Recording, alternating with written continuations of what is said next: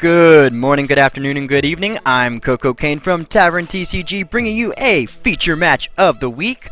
This time we have the oh-so-famous as of lately, Blazer Cthulhu. I just love saying that word, Cthulhu. The lore in general is amazing, but the word Cthulhu is just beautiful to say. Cthulhu, Cthulhu. Anyway, we're going up against a blue Blazer in my friend Matt's build, and it is a genius. Obviously, with Blazer doing the mana fixing, you're able to do any color that you want, but with this blue Blazer, he accesses Cheshire Cats and a couple of other things that I wasn't even contemplating seeing in a matchup, and that's what I love about this new meta. It just breaks out the diversity, and people are trying all kinds of crazy new brews, and it's just livening up all of the flavor of Force of Will for me. And yes, we seem to be a more J-Ruler dedicated kind of a game, but I feel that Force of Will is trying to just show that it's different than other card games in that sense. So let's dive right into this week's match, shall we? Let's get the rolls going. And I win the roll, so I get to go first. I am on your left playing Blazer Cthulhu, and Matt is on your right playing Blue Blazer. And we are going to start this match.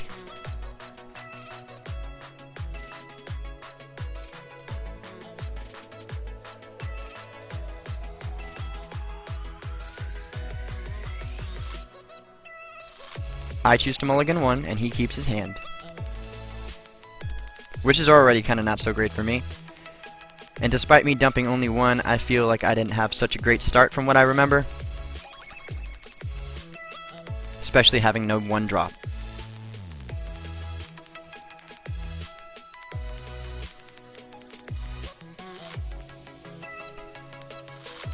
He drops an Alice's Little Scout.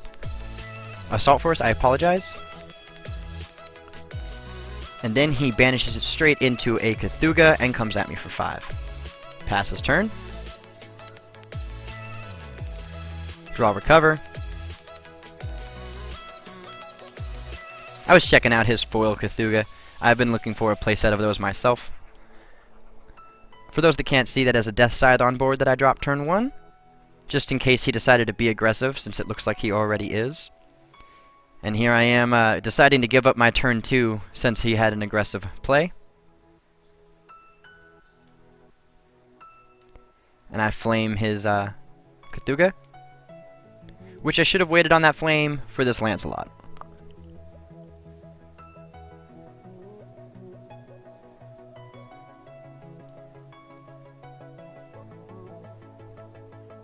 On my part, there are a lot of misplays. I'm recently getting into playing this deck very well. On top of my opening hand, I felt like I probably should have dumped more than I did, because I had 0 1-drops and was hoping to draw into one. Drop that Laura to search out a Karmia from my deck, since I can set up a possible turn 4 kill.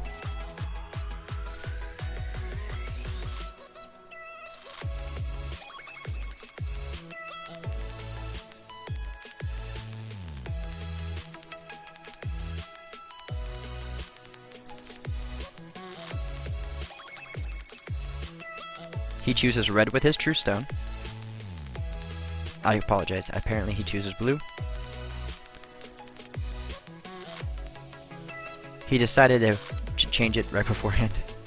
I allowed it. He plays an Ame no Habakiri on his Lancelot, and this is the part where there was a miscalculation in the life totals. He places Ame no Habakiri on his Lancelot, and it puts his Lancelot at 1,000. So when his Lancelot swings, it shoots my Laura, and therefore the Ame should have done 700 to me, and then I should have taken 1,000. And I only calculate, on this calculation of life, I only calculate the 1,000. And if he would have hit me for that extra 7, there is a turn before the turn he actually beats me, in which he would have had game. And this is why you need to pay attention to your life totals, folks. I apologize for not paying that much attention to mine. I call red with my True Stone.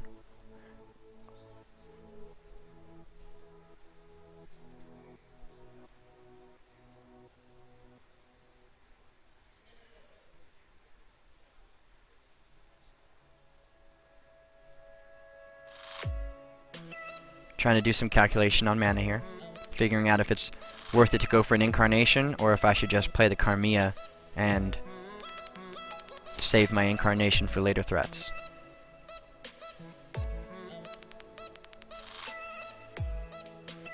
And I use Carmilla to destroy that Lancelot.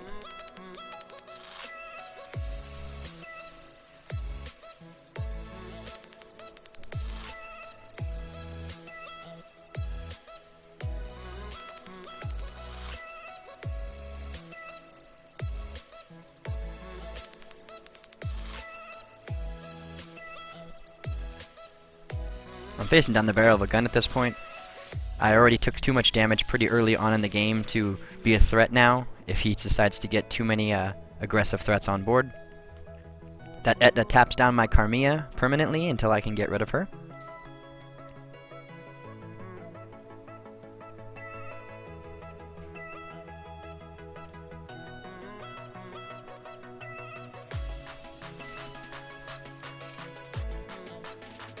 Doing a little bit of calculation here to figure out if I have enough will to pay for certain resonators for incarnation, and then still have will for responses.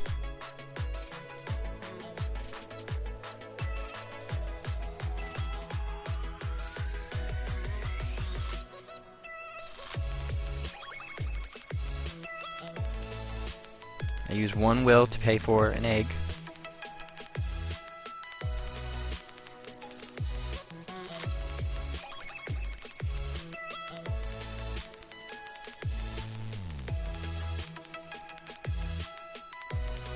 Then I play Cinderella, and I banish the egg into Cinderella to kill the Cheshire Cat, do 200 across his board, and it says each, so it does not target. Then I get to search upon my egg, and I pull a Haster from the deck.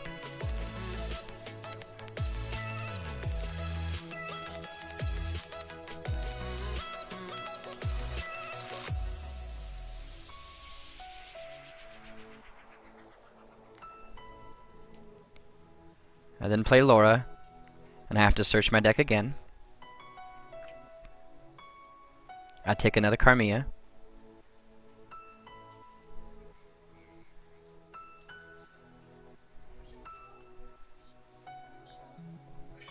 And then I incarnate my tapped Carmilla and the Laura I just played for the Hoster to destroy Etna. Pass.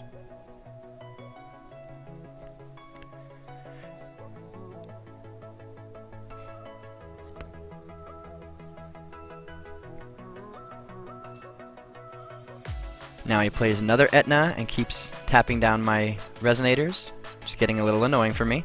Every time I start to get a little momentum, I have to take a couple steps backwards.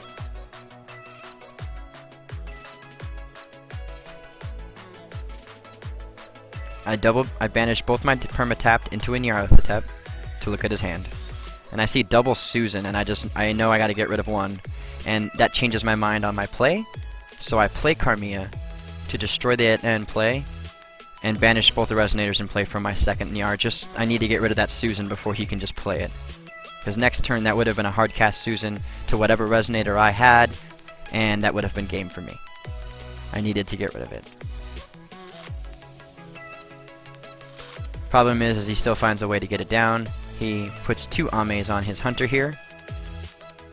And this right here would have been GG had I calculated life total correctly. Even if I would have blocked with Nyarlathotep, that would have gone to my face. That's 13 damage, and I should have been at 11. So despite me getting my miscalculation and free turns, I was not able to finish this game off as much as I wanted to. Because at first I tried to swing in and crash to flame, and then he reminds me that I would take damage and kill myself to do that. So he lets me take back that play, being at a friendly tournament. And that actually would have been, I would have taken a whole lot of damage to the face for doing the move like that. So I'm going to have to give up this game.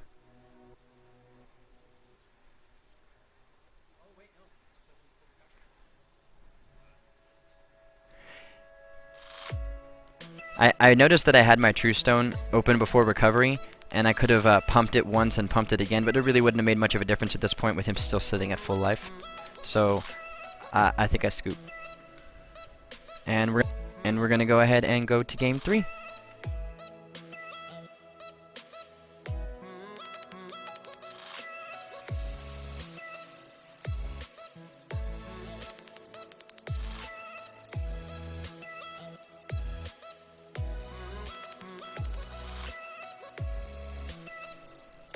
Diving right into this round 2, we start off with me going first since I lost, which is really the disadvantage now since I won the roll and got to go first and already lost. Going to game 3 for me would make me not go first, and that's not a good thing. Looking at my opening hand, I can already see that I have a Rasputin, which means I finally have a turn 1, so it won't be as bad as last game for me. I start to think about putting back 1, and then I decide that since I'm going first, I think I'm good. Reveal my Blazer. He takes his mulligan, and we start.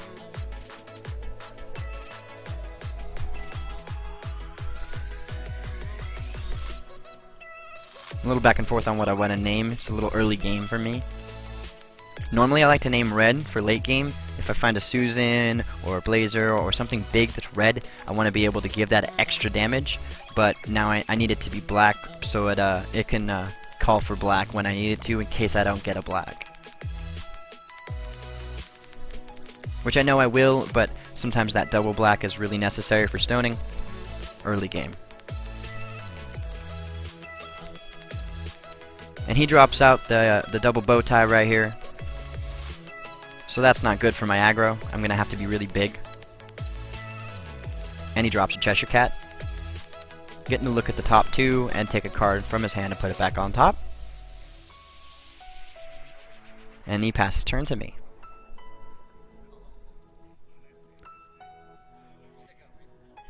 I hesitate because I didn't hear him say go, but then he goes ahead and lets me go. Recover. And in this matchup, Blazer is basically just my will caller. He can do nothing but call stones. And I see my other true stone, Grus Ballesta. So that's kind of a good thing that I called black, because I can actually activate Grus Ballesta now.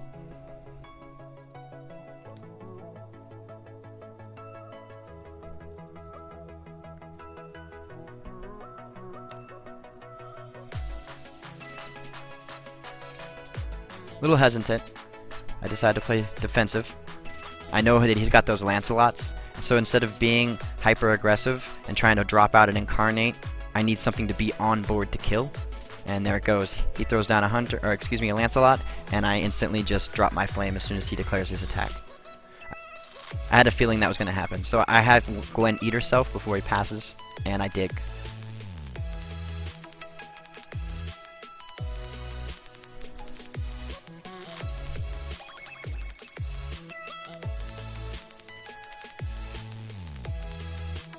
Discarding a Laura, because I feel like I have enough fodder in my hand for Incarnation. I don't need that Laura.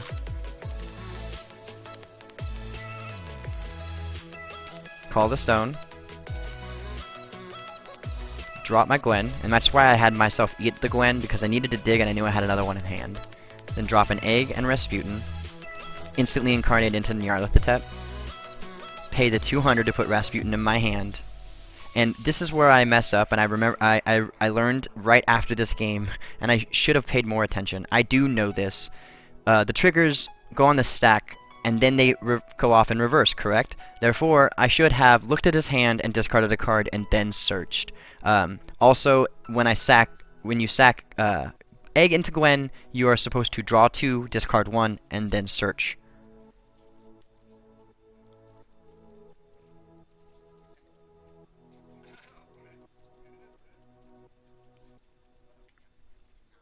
Now I look at his hand, and I drop that Ame no Habakiri out of his hand, knowing that that's one of his threats.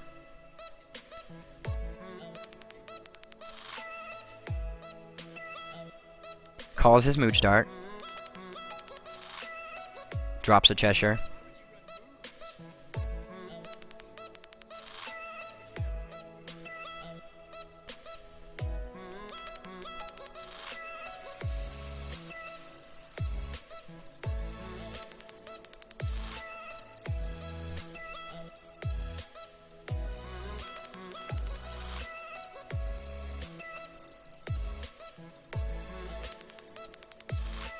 He swings 3 at me with a Hunter. And just to make sure I don't have to worry about any combat tricks, I just take it. Then he banishes into Cthulhu. And again, I'm a little worried about combat tricks and I want to be more aggressive. Knowing I can destroy his resonators, obviously not his Cheshire Cat so easily, other than my Cinderella in the deck somewhere. Knowing that that's going to be one thing that I can target, I needed to leave it there. He throws a Thunder at Gwen and I just have her eat herself.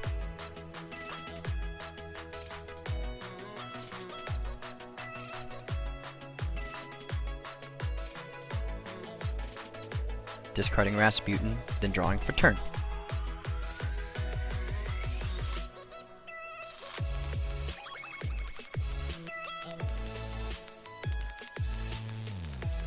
Drop an egg. Drop Rasputin. Banish into Hostler to destroy the only thing I can. Then I paid the 200 to put Rasputin back in my hand. And search off the egg. I scanned my hand real quick to see what I have, so I know exactly what I should search. Take out that Susan. And that's more of a preemptive strike. I don't have the will to do this just yet. I just am afraid that he may draw into a Susan before I can do anything, and I want to have one just in case.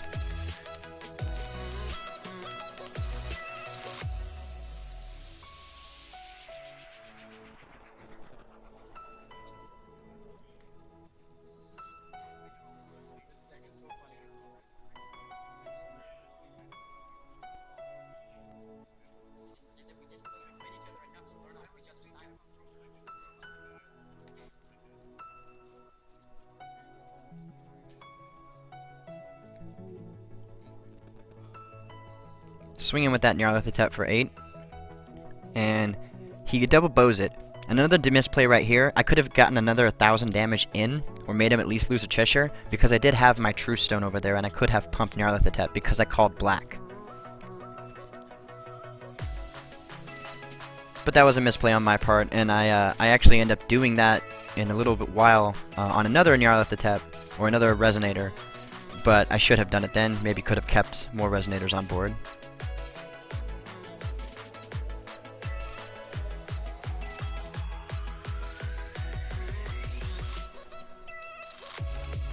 Then I split at the end of the turn.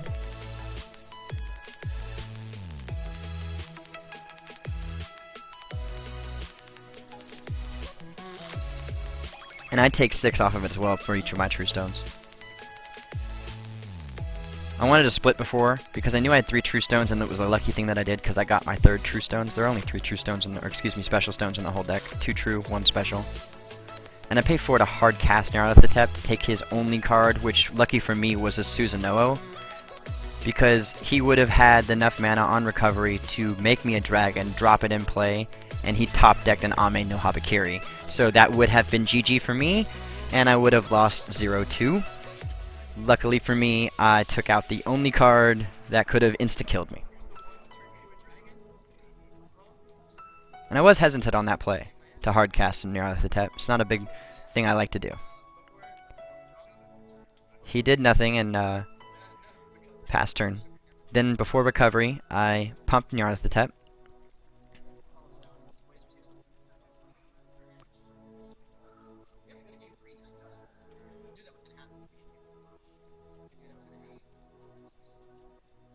I swing in with Nyarlathotep, who's at 1,000.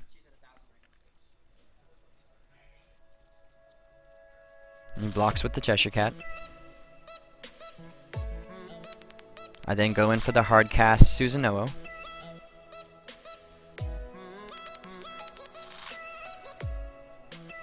I start to target my own because I think that I have to shoot something, and then I go in and read my card, and it says opponent controls, so I cannot hit my anything. I can't hit the Cheshire Cat, so I do swing, and it's Pierce.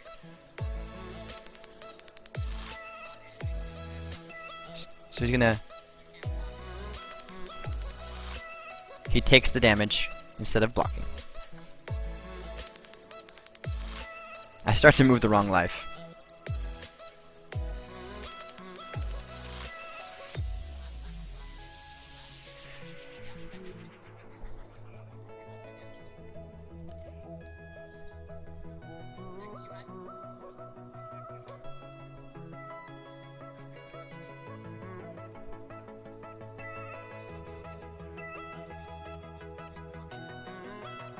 Now I'm just waiting to see if he's going to pull some kind of Susan combo out.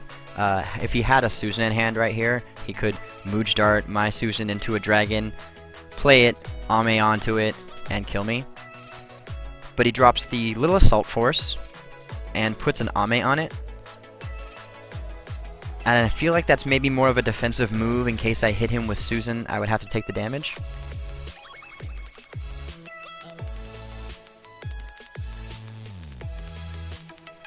No cards in hand. I made him burn out most of his resources.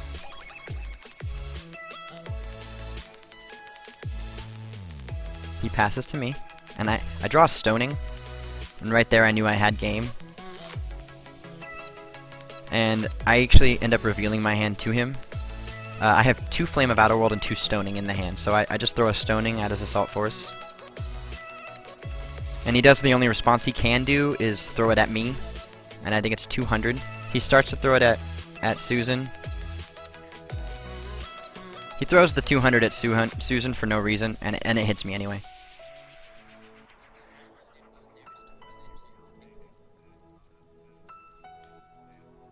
And then I just swing in with everybody else.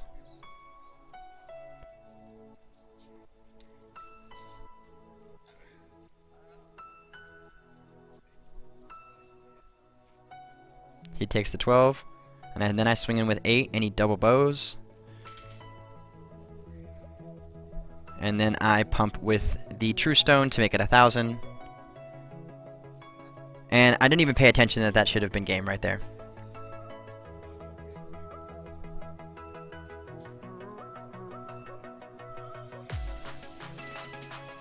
We obviously are a little bit more casual over at our tournaments, but it is so fun and we see such a diverse meta that it is just amazing to get to play against all the different great amazing players and builds that come up over there.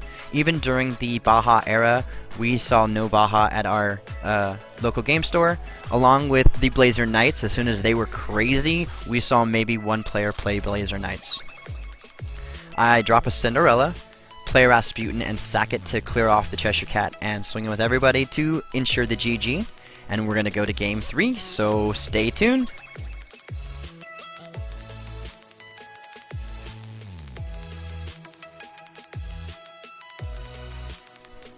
Continuing with the bad play of Blazer Cthulhu's by me, we're going into round 3. This time, I am not lucky enough to go first, so Blue Blazer will get to go first, calls a stone, and plays a first turn Hunter to smack me for 3. Passes turn to me, and I call my egg and give it to him.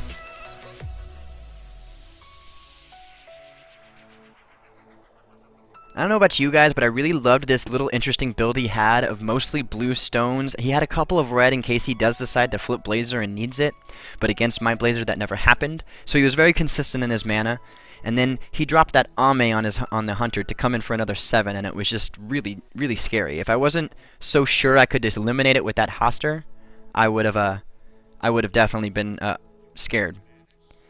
Now, I banished 2 eggs into that Hoster, so I get to search 2 red resonators, and I choose another egg for Incarnation and another Hoster, just in case I need to take something out.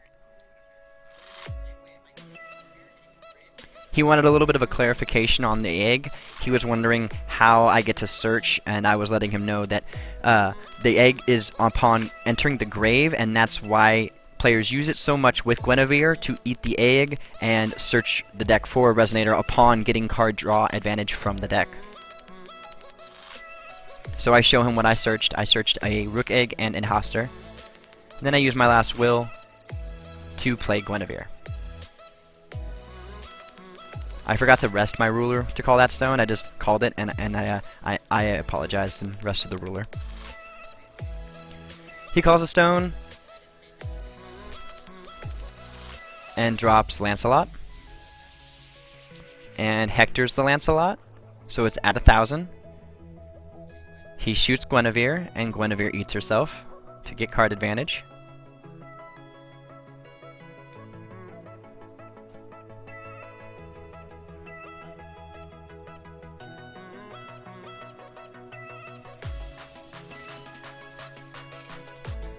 And I could block, but I know that I have removal in hand, so I just take the 1,000. Which, in retrospect, probably was a mistake, knowing that his deck is very much about rush damage now. So I call a stone.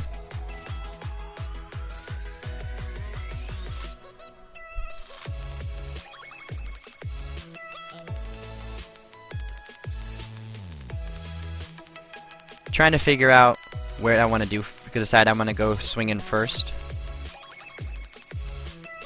Since he's only got a 4/4 and he's completely tapped out.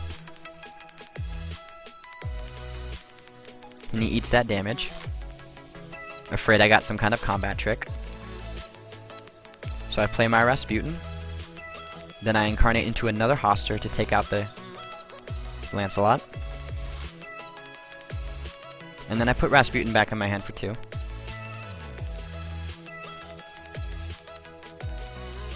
And then I pass turn, saving my 2 will, saving 2 will for some kind of removal just in case he decides to come at me with a Lancelot.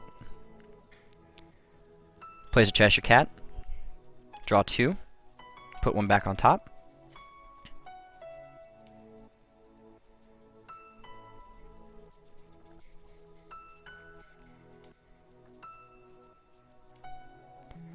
I don't know why he just put his stone in the grave. I just realized that. But he thunders me. And I stone his Lancelot.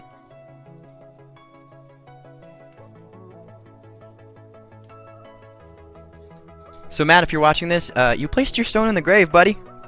And you put it in the wrong grave. I'm pretty sure the stone deck, correct me if I'm wrong, people, has its own graveyard. I play Carmilla, take out Hector.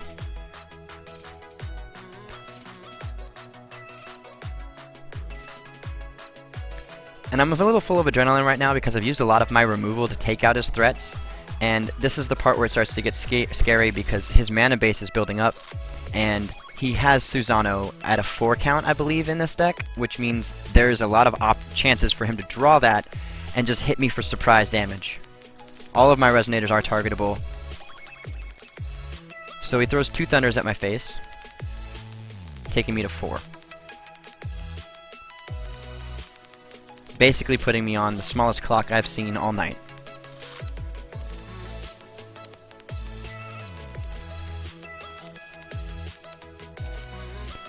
I decided not to call a stone because at this point I've already lost the game and I need the option for split. But I realized I should have just called a stone anyway and just avoided the split because there's no way I could have split and actually gotten victory. Even splitting to get excuse me, that little bit of damage in would have put me at 1. At this point, I should have just called the stone. And basically, at this point, I have no game advantage, and I have to figure out some way to get in some quick damage.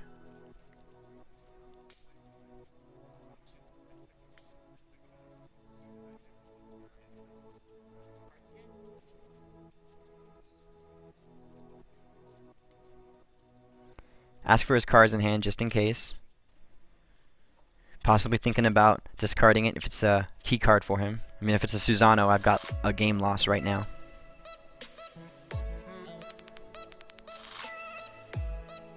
Susano, whoa. Apologize. My favorite uncommon, by the way.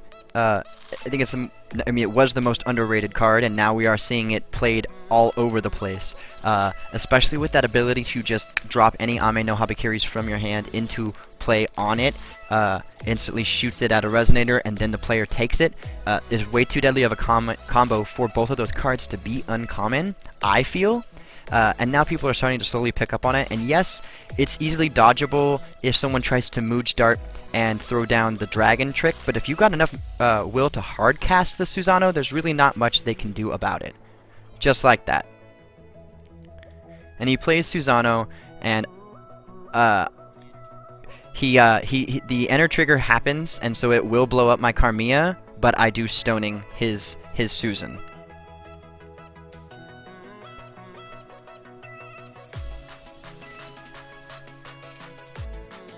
And this is where I realized I should have called a stone last turn, because if I would have, I could have cast my own Susan and possibly had game.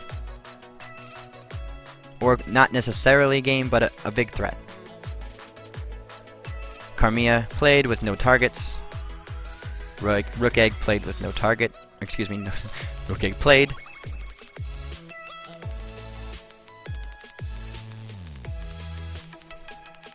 And just like game 1, I'm staring down the barrel at this point. I look like I have a great game with board state, but not with my life total.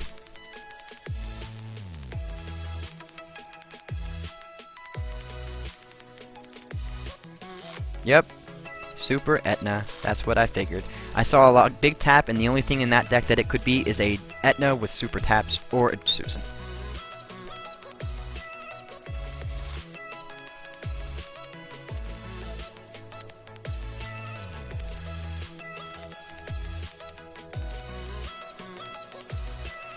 So the first step before deciding to spend any will, well, apparently I want to drop some will on the table first. I calculate out my move and stoning that Etna off the table. The one thing that I can hit. Play Rasputin so I can incarnate into Nyarlathotep. And that time I did it right. Discard a card and search. Or didn't search, I guess. I guess I was mostly was worried about losing the game at that point, and I knew I wasn't going to make much to the next turn, I suppose. Should have searched out a key card, maybe even a Susan. Little Dread to steal something and pump. He